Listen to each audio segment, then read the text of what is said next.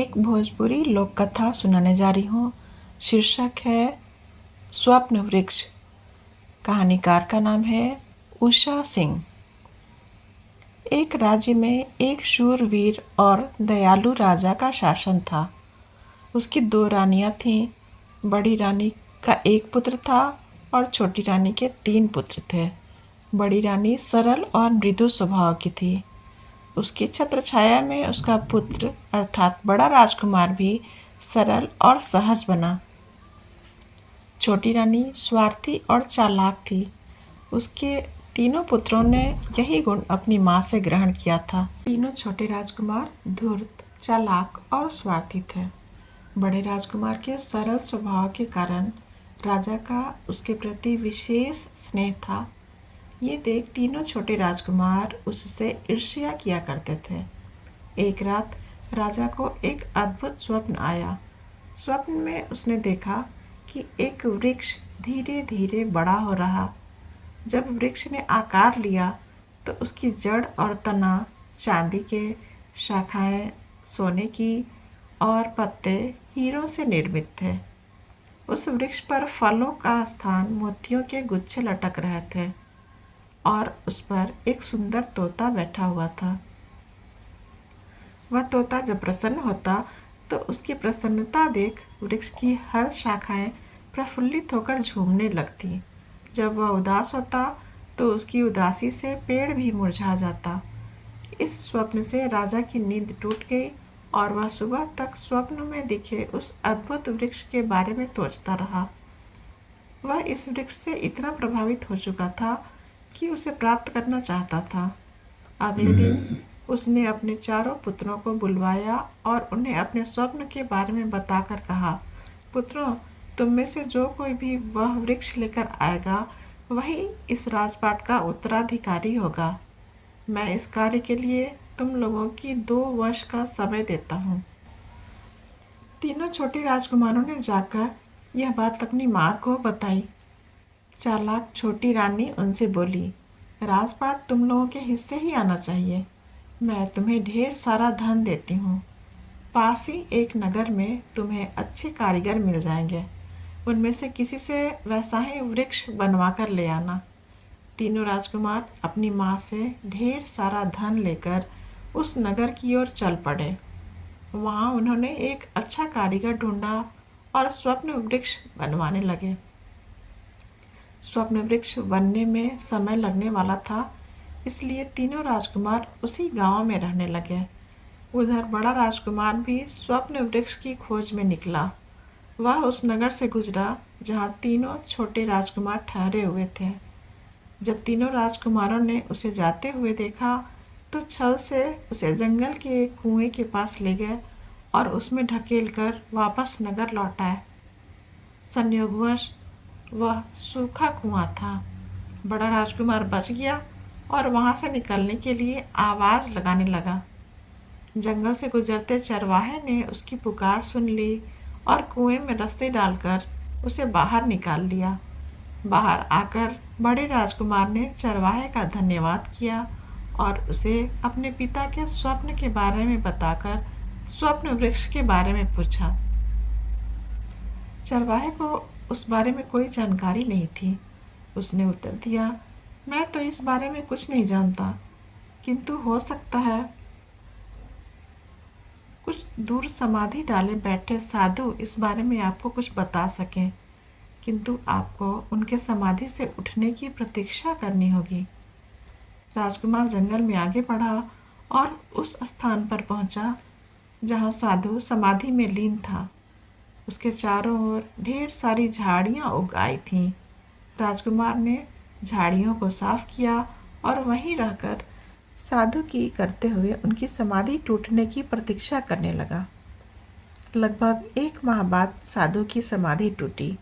उन्होंने पाया कि एक सुकुमार उनकी सेवा में लीन है। वे बहुत प्रसन्न हुए और बोले, मैं तुमसे प्रसन्न हूँ। पुत्र, कहो क्या चाहते हो, क्या वरदान मांगते हो। राजकुमार ने उनसे सोने चांदी वाले स्वप्न वृक्ष की मांग की। वह देना साधु के बस में नहीं था। उन्होंने राजकुमार को अपने गुरु के पास जाने को कहा, जो दूसरे जंगल में रहते थे। राजकुमार ने दूसरे जंगल की यात्रा प्रारंभ की। कुछ दिनों में वह उस स्थान पर पहुंच गया जहां पहले साधु के गुरु रहते थे। उनकी विशेषता ये थी कि वे 1 साल तक सोते थे। 1 साल तक राजकुमार उनकी सेवा करता रहा। जब वे जागे तो प्रसन्न होकर वरदान देने को तत्पर हुए। राजकुमार ने वही स्वप्न वृक्ष मांगा। राजकुमार की मांग सुनकर साधु ने कहा, मैं तो तुम्हें ये वृक्ष नहीं दे सकता, किंतु कुछ दूर घने जंगल में मेरे गुरु रहते हैं। उन्हें दैवीय शक्ति प्राप्त है। संभव है वे तुम्हें स्वप्न वृक्ष प्रदान कर सकें। राजकुमार घने जंगल में आगे बढ़ा और तीसरे साधु के पास पहुंचा। उनसे भी उसने स्वप्न वृक्ष की मांग की, किंतु उस साधु के लिए भी स्वप्न वृक्ष प्रदान करना संभव नहीं था। वे बोले, मैं तो तुम्हारी मनोकामना पूर्ण नहीं कर सकता। हो सकता है उस सामने स्थित मंदिर के देवता तुम्हारी मनोकामना पूर्ण करें। वहां जाकर देवता की पूजा करो। प्रसन्न होने पर वे तुम्हें एक मणि प्रदान करेंगे। वो मणि तुम्हें पाताल लोक पहुंचा देगी, जहाँ ढेर सारी परियां रहती हैं। वे परियां ही तुम्हारी मनोकामना पूरी कर पाएंगी। राजकुमार ने मंदिर में जाकर देवता की आराधना की और उसे मणि रत्न प्राप्त हो गई। मणि के बल पर वह पाताल लोक पहुंचा।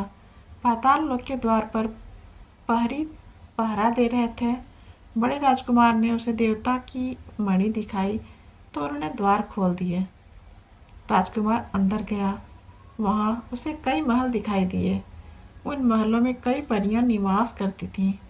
राजकुमार पहले महल में गया, जो चांदी का बना था। उसमें महल में चांदी परी निवास करती थी। अंदर जाने पर राजकुमार को सिंहासन पर बैठी चांदी परी दिखाई दी। राजकुमार को देखते ही वह बोली, आओ राजकुमार, मैं तुम्हारी ही प्रतीक्षा कर रही थी। यह सुनकर राजकुमार आश्चर्य में पड़ गया। वह बोला, तुम मेरी प्रतीक्षा क्यों कर रही हो? क्योंकि मैं जानती हूँ कि तुम किस प्रयोजन से आए हो और वह प्रयोजन मैं सिद्ध कर सकती हूँ। चांदी परी ने उत्तर दिया। तो क्या तुम मुझे स्वप्न वृक्ष प्रदान कर सकती हो? राजकुमार ने पूछा। चांदी परी ने कहा, मैं तुम्हें चांदी की जड़ और चांदी का तना बनाकर दे सकती हूँ। राजकुमार के कहने पर उसने चांदी की जड़ और तना बनाकर दिखाया। राजकुमार उससे मिलने फिर बात कहकर दूसरे परियों के महल में चला गया। अगला महल सोने का था, जहाँ सोना परी रहा करती थी। राजकुमार जब सोना परी के पास पहुंचा तो सोना परी ने बताया कि वह सोने की डालियां बना सकती है। सोना परी से आज्ञा लेकर राजकुमार अगले महल में पहुंचा, जो हीरे का था। वहां हीरा परी रहती थी, जो हीरे की पत्तियां बना सकती थी। अगला महल मोती का था, जहाँ मोती परी रहती थी। मोती परी वृक्ष की डालियों पर फलों के रूप में मोतियों के गुच्छे भर देती थी। वहां से निकलकर राजकुमार अगले महल में पहुंचा, जो तोता महल था। उस महल में तोता परी रहती थी, जो उस अद्भुत वृक्ष पर तोता बनकर बैठा करती थी। तोते के प्रसन्न रहने पर पेड़ का हर हिस्सा खिलखिला रहता और तोते के उदास होते ही पेड़ मुरझाने लगता। राजकुमार समझ गया कि इन परियों के बल पर वह अपने पिता को स्वप्न वृक्ष बनाकर दिखा सकता है। उसने सभी परियों से साथ चलने का निवेदन किया और सभी परियां उसके साथ पृथ्वीलोक जाने को तैयार हो गईं। देवता की दी गई मणि के सहारे सभी पाताल लोक से पृथ्वीलोक पहुंचे। पृथ्वीलोक वापस आकर राजकुमार सबसे पहले देवता के मंदिर में गया और वहां वह मणि देवता को वापस कर दी। वहां से निकलकर वह परियों के साथ उस साधु के पास पहुंचा, जिसने उसे मंदिर का रास्ता बताया था। उसने साधु का धन्यवाद किया तो साधु ने उसे एक रस्सी और लाठी दी। साधु ने उससे कहा, पुत्र, इस रस्सी और लाठी के सहारे तुम अपनी और परियों की रक्षा कर सकोगे और सही सलामत महल पहुंच सकोगे। इस रस्सी और लाठी से तुम कभी भी किसी को अपने पास बुला सकते हो। उसका धन्यवाद कर राजकुमार परियों सहित आगे बढ़ा और उस साधु से मिला, जो साल भर तक सोते रहा करते थे। उसने उनका भी धन्यवाद किया। साधु ने उसे एक चमत्कारी कटोरा दिया जो मांगने पर स्वादिष्ट भोजन प्रदान करता था। उनका धन्यवाद कर राजकुमार आगे बढ़ा और सबसे पहले साधु के पास पहुंचा, जो समाधि में लीन रहा करते थे। उस समय वे समाधि में नहीं थे। राजकुमार ने उन्हें अपनी सारी बातें बताई। साधु को एकदम से राजकुमार की बात पर विश्वास नहीं हुआ और उन्होंने स्वप्न वृक्ष बनाकर कहा। राजकुमार ने परियों से कहकर सोने, चांदी और हीरे मोतियों का वृक्ष बना दिया। उस वृक्ष को देखकर साधु को लोभ आ गया। उसने सभी परियों को अपने पास रख लिया और राजकुमार को डरा धमकाकर भगा दिया। राजकुमार जब जंगल से बाहर निकला तो दुखी था, मगर तभी उसे लाठी और रस्सी याद आई। उसने लाठी और रस्सी से कहा, जाओ सभी परियों को साधु से छीनकर मेरे पास ले आओ। वैसा ही हुआ। कुछ ही पल में सभी परियां राजकुमार के पास आ चुकी थीं। उन्हें लेकर राजकुमार अपने नगर की ओर बढ़ा। राजा का दिया 2 वर्ष का समय भी अब समाप्त होने को था। उसके पहले उसे उनके पास पहुंचना था। रास्ते में उसकी मुलाकात तीनों छोटे राजकुमारों से हो गई। वे सभी सोने चांदी का महल बनवाकर वापस लौट रहे थे। बड़े राजकुमार को जीवित देखकर वे चकित रह गए और उससे उसका हाल पूछा। बड़े राजकुमार ने उन्हें सारी बात बता दी। असली स्वप्न वृक्ष की बात जानकर तीनों राजकुमार ने सभी परियों को अपने कब्जे में लिया और बड़े राजकुमार को उसी सूखे कुएं में धक्का देकर महल की ओर रवाना हो गए।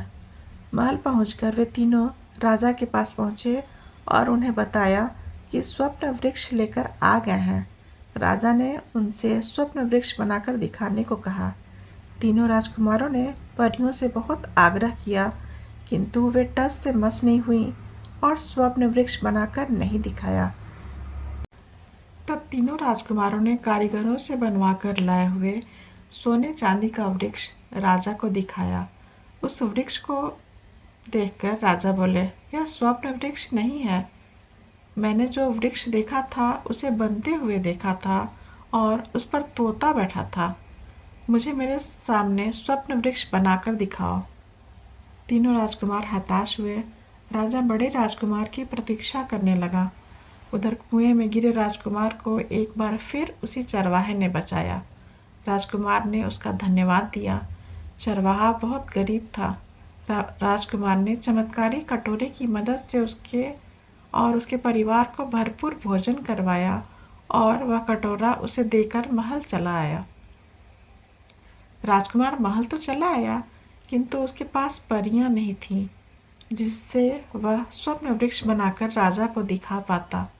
उसे लग रहा था कि तीनों राजकुमारों ने राजा को स्वप्न वृक्ष बनाकर दिखा दिया होगा, किंतु महल पहुंचने पर उसे सारी घटना का पता चला। फिर उसने लाठी और रस्सी के सहारे सभी परियों को अपने पास बुलवा लिया और उन्हें लेकर राजा के पास पहुंचा। राजा को उसने अपने छोटे भाइयों की सारी कारस्तानी बताई। फिर परियों को स्वप्न वृक्ष बनाने को कहा। परियों ने सोने चांदी और हीरे मोतियों का स्वप्न वृक्ष बना दिया, जो बिल्कुल राजा के सपने में दिखे वृक्ष की तरह था। तोता परी वृक्ष पर तोता बनकर बैठ गई और उसके खुश होते ही पेड़ की डालियां झूमने लगी। यह दृश्य देखकर राजा बहुत प्रसन्न हुआ। उसने बड़े राजकुमार को अपने राज्य का उत्तराधिकारी बनाया और तीनों राजकुमार को काल कोठरी में डाल दिया। कहानी समाप्त। कहानी अगर पसंद आई तो इसे लाइक, सब्सक्राइब और शेयर जरूर करें।